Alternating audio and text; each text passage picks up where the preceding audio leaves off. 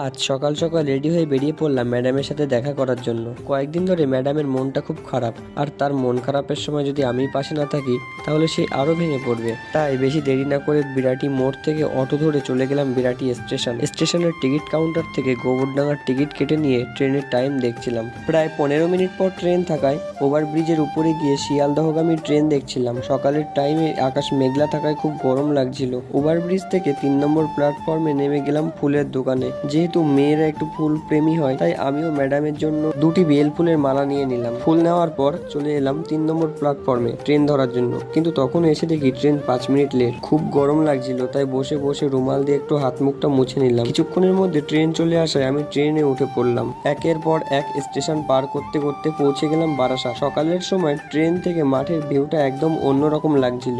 চারিদিকে বেশিরভাগ ছিল পাট ক্ষেত। দেখতে দেখতে চলে এলাম গোবরডাঙ্গা স্টেশন। আমার আসার আগে থেকেই ম্যাডাম এসে আমার জন্য ওয়েট করছে। ট্রেন থেকে নামা মাত্রই ম্যাডাম আমাকে দূর থেকে দেখতে পাওয়ায় খুশি হয়ে আমার দিকে এগিয়ে আসতে লাগলো।